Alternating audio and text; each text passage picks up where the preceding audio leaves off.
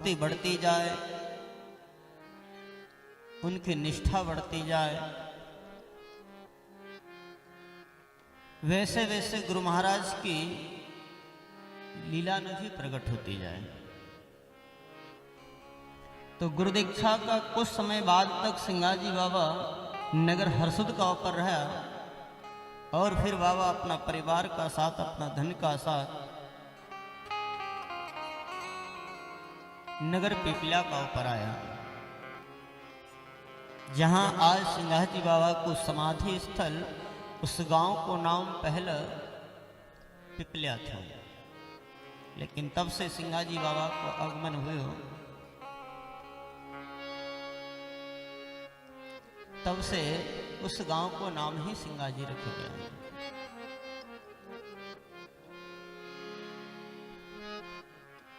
तो यहां सिंगाजी बाबा की भक्ति के देखते हुए,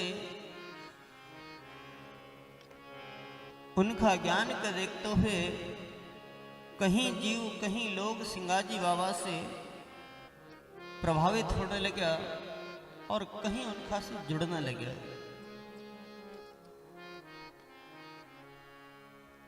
तो यहां एक सिंगाजी बाबा को शिष्य संप्रदाय हुआ।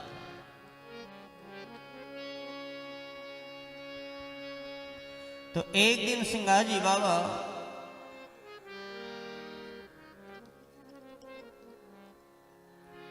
अपना सारा शिष्य लोग इकट्ठा करे और उनसे कहने लगे कि भैया आज अपन का मानधाता ओंकारेश्वर चलना, किता पीछे सुन ऐसी वही, सदगुरु परचो जन खेम कही, स्वामी कहे मानधाता जाई, और सिख शाखा सब लिया बुलाई।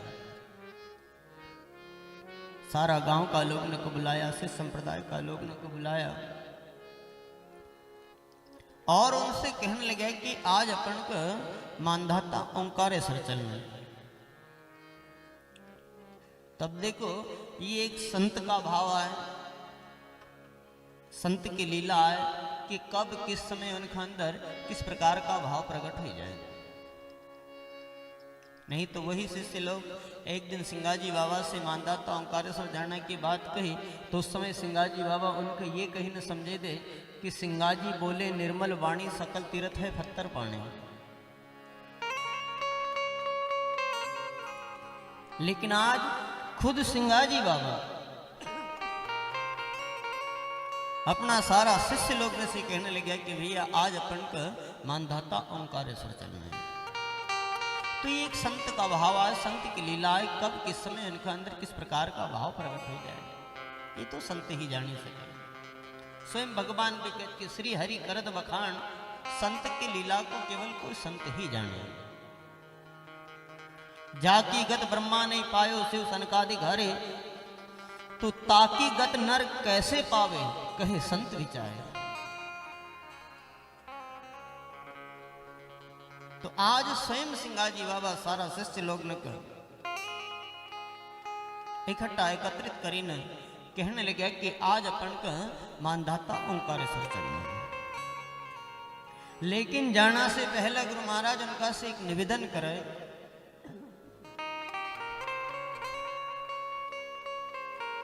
कि भैया आज अपन मानधाता ओंकारेश्वर जा रहे, एक तीर्थ स्थान पर जा रहा है, एक देवभूमि का ऊपर जा रहा है। तो वहां जाना का बाद हमारा मन का भाव, हमारा मन की मनोवृत्ति, हमारा स्वभाव, हमारा कर्म ऐसा बनना चाहिए कि हम कोई तीर्थ का अंदर आया तो ही हमारो तीर्थ जानो सार्थक। नहीं तो जो व्यवहार, जो कर्म, जो स्वभाव हम हमारा घर परिवार का बीच प्रकट कराएं, वही अगर किसी तीर्थ में जाने करें तो हमारो तीर्थ जानो सार्थक नहीं है। क्योंकि आज हमने तीर्थ न कभी एक पिकनिक स्थान बने लिया है, एक मनोरंजन का साधन बने लिया है, एक घूमना फिरना समय पास का स्थान बने दिया है। लेकिन ये सही नहीं है, उचित नहीं है। सिंगाजी बाबा तीर्थ जाना से पहले सारा शिष्य लोग नसी, गांव का लोग नसी, वही एक समझाइश दे रहा है, एक मार्गदर्शन दे रहा है, बात कह रहा है कि भैया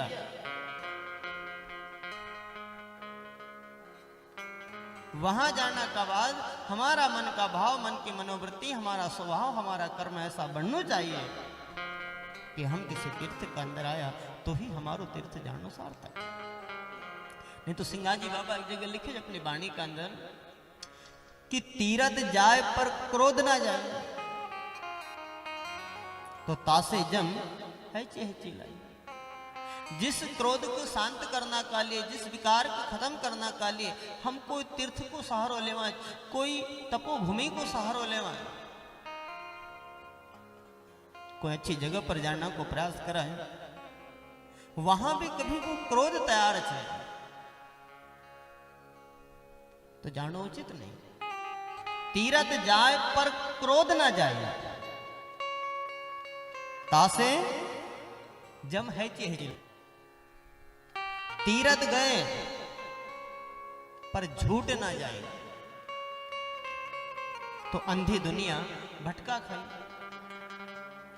तीरथ गए पर तृष्णा ना जाए,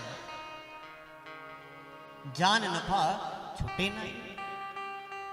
तीरथ गए पर चोरी ना जाए तो फिर अंधी दुनिया जम के हाथ बिकाए। तो आज सिंगाजी बाबा उन लोगों ने से कहने लगे कि भैया आज हम एक तीर्थ के अंदर जी रहे हैं, तो वहां जाना का बाद स्नान ध्यान करते हुए, देव दर्शन करते हुए, अगर कुछ समय हमारा पास पर्याप्त बचा तो समय को सदुपयोग करते हुए कुछ समय अपन को वहां भजन करना है, सत्संग करना है, कीर्तन भक्ति करना है, तो ताकि समय को भी सदुपयोग हो, एक तीर्थ की भी मर्यादा बनी रहे और अपना कहीं न कहीं एक आत्म कल्याण को साधन भी बढ़े। तो एक काम करो, आप अपने भजन मंडली का लोगों के तैयार कर ले। तो उस समय सिंगाजी बाबा का साथ जो भजन मंडली थी, उस भजन मंडली के अंदर अपन मेन प्रधानता किनका देवा, जो मृदंग बजाना वाला। और उस समय सिंगाजी बाबा का साथ जो भजन मंडली थी, उस भजन मंडली के अंदर अगर कोई मृदंग बजाना वाला थो तो वो एक जात को नाहड़ थो, आदिवासी थो। अब देखो, जाति से भले ही वो छोटी जाति को थो, आदिवासी थो, लेकिन संत समाज का साथ जुड़ेल तो, भजन भक्ति का साथ जुड़ेल तो आज को नाम अपन के इतिहास में सुनने को मिलेगा कि जात को नाहड़ काड़ू वाको नाव और बहुत रागी पखावत बजाव, सजी मंडली चाले स्वामी सदा सरसो अंतर्यामी, सिख शाखा सजी संयुक्त उमगा लोग नगर का बहुत। जैसे ही सिंगाजी बाबा ने मानधाता ओंकारेश्वर जाना की बात कही तो सारा गांव का लोग तैयार हुआ, अनगांव का लोग तैयार हुआ, और तो और साधु महात्मा भी तैयार हुए।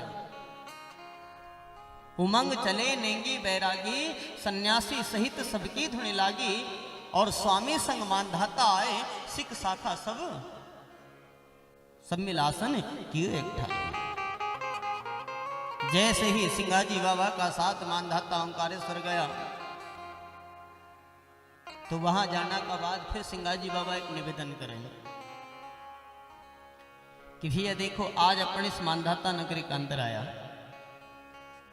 एक देवभूमि पर आया, एक तपोभूमि पर आया, एक तीर्थ स्थान पर आया, और यहाँ ये साधु महात्मा ने की कोई कमी नहीं है। जगह जगह बड़ा बड़ा मठाधीश, साधु सन्यासी, जोगी, जति, बैरागी, उदासी, नाना प्रकार का मत संप्रदाय का यहाँ महात्मा छे। यहाँ साधु महात्मा ने की कोई कमी नहीं है। तो एक बात को ध्यान रखजो कि अपनो आसन ऐसी जगह पर लगा जो कि जहां अपना द्वारा किसी को कोई तकलीफ नहीं हो, कोई डिस्टर्ब नहीं हो, कोई परेशान नहीं हो। अपना कारण हमको ये सावधानी रखना, ये सतर्कता रखना, क्योंकि यहाँ बहुत साधु महात्मा जी, जोगी जति और बैरागी, ठोड़ ठोड़ सबकी धनी जागी, रासन आस पास चहु औरा, और स्वामी को आसन बीच में जा रहा। उस समय सिंगाजी बाबा ने सबका बीचों बीच एक नियत स्थान का ऊपर अपना आसन लगवाया, और सिंगाजी बाबा सबका बीच बैठे न कुछ भजन कर रहा है, कुछ सत्संग कर रहा है, सबको सत्य को उपदेश दे रहा है, कहीं न कहीं सबको मार्गदर्शन दे रहा है।